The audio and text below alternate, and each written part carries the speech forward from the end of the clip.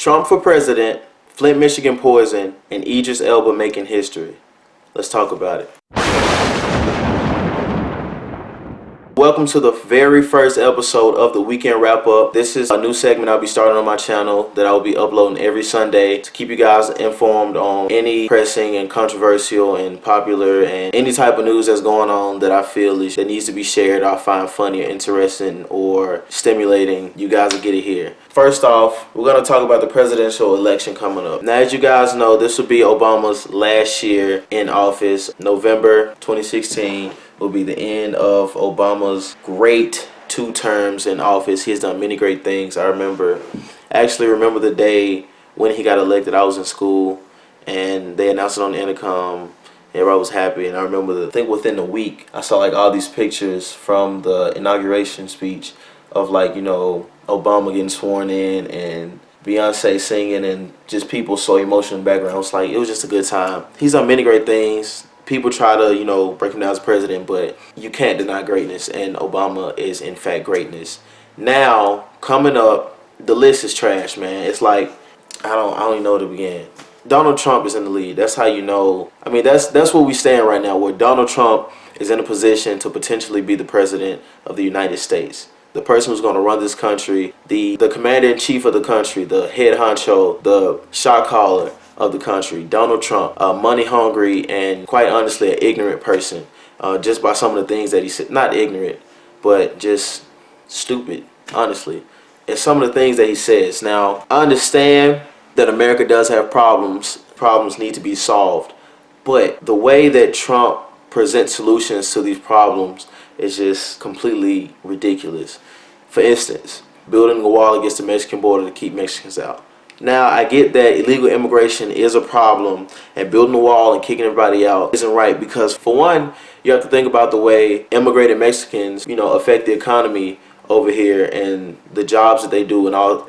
And also you have to think about the children they had here who are legal citizens, and now you have to think about who's going to take care of those kids. And so it just presents a lot of problems, and I don't think he's not thinking that far ahead, exporting like all the Muslims back to where they came from and sending, everybody back, gonna send blacks back to Africa and all that stuff. Like, this is just their country. Like, your ancestors are from Europe, dude. Like, yeah, so that's where we stand right now as far as the leader of the United States potentially being Donald Trump. Quite honestly, all the other potential candidates that are running up, we have some better options than Trump, but as far as being like a contender with Obama, I don't see anyone that, stands a chance. So that's just where we stand right now as far as our next president. Next up, Flint, Michigan. If you guys haven't heard, Flint, Michigan was having their water poisoned. Now, I don't think it was intentional, or maybe it was, I'm not sure, but Flint, Michigan's water source infused with lead. I guess that's the word to say. Flint, Michigan water was infused with lead. This happened because Flint, Michigan's state government switched their water supply from, I don't recall what source it was, but they switched it to their own Flint, Michigan river, and that's where they draw their water from. And that water is like 11 times more potent and corrosive than their other water source. Not only did they switch to this potent and corrosive water source, they also didn't properly treat the water, as far as the cleaning process goes, just to make sure the water is safe for people to drink. They didn't bother to go through their process, and that's what led to the big problem. The Flint, Michigan water system runs through lead pipes, and once you have corrosive water running through lead pipes, it corrodes the pipes and the lead goes into the water. Now, people drink their water.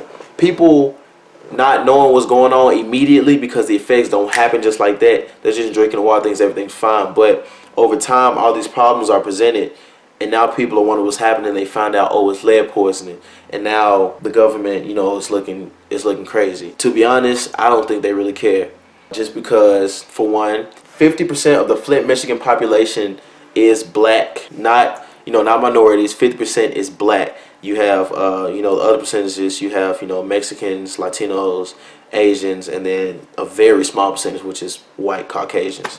And 41% of the total population of Flint, Michigan is in poverty.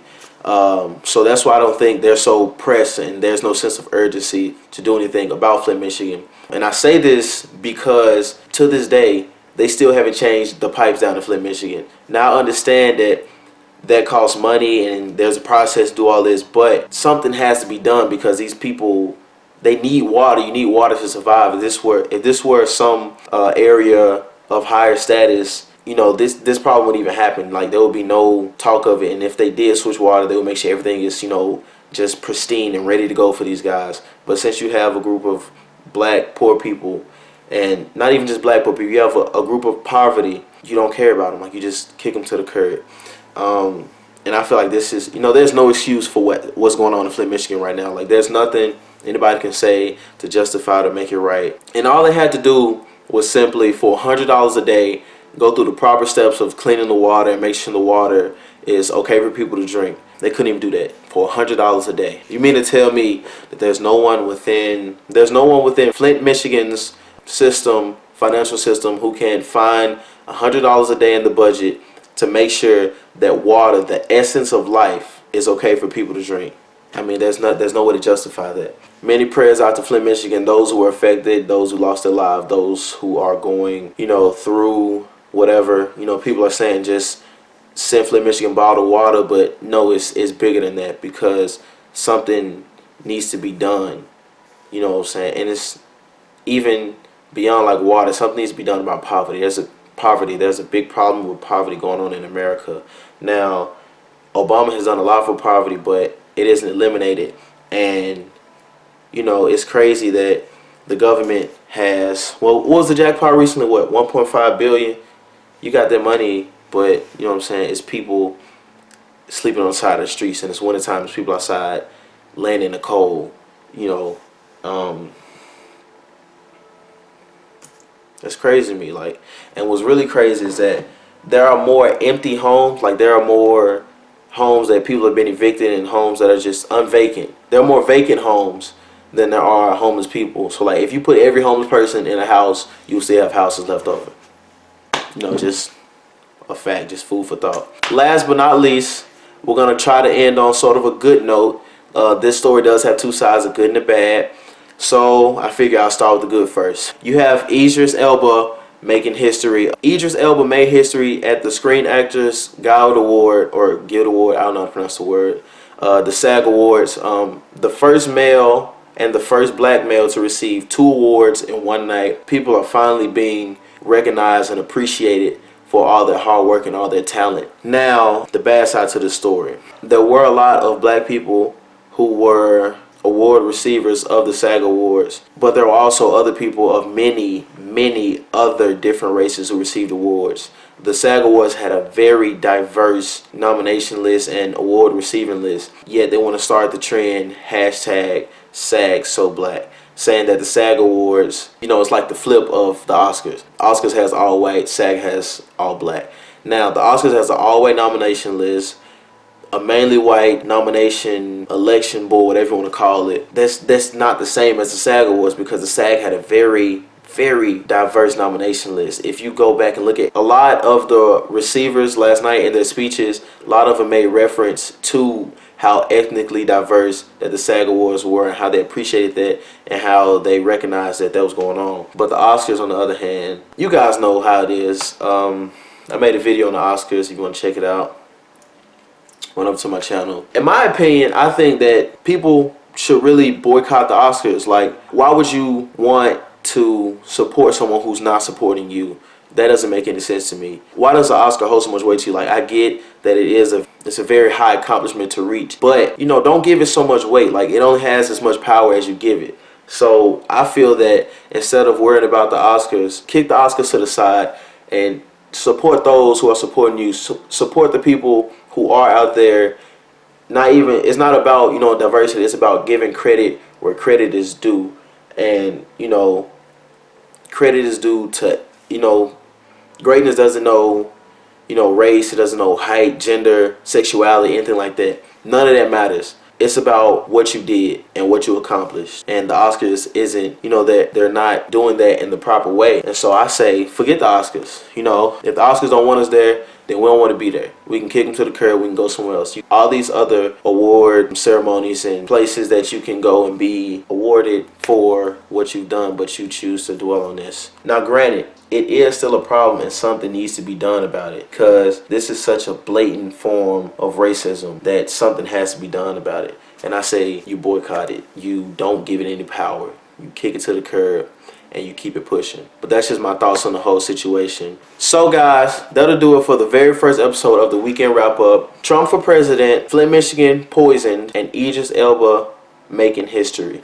I really hope you guys enjoyed this video. As always, share this video with, friends, family, here, there, everywhere. Make sure you share the video. Just share the video to support the channel, and even more so, share the video to, spread the word about what's going on. Just trying to keep people educated, and one of the few ways I know how, and having fun while doing it. So I really hope you guys enjoyed this video. As always, like, comment, and subscribe. I would love to hear what you guys have to say. So any intelligent thoughts that you may have, drop down in the comments. Maybe we have some form of debate, and just discuss things in a formal way. As always, Instagram, Twitter, and Facebook at iTr3ndy. Snapchat is Music Monster. All that'll be down in the description. It's your boy, and I'm out.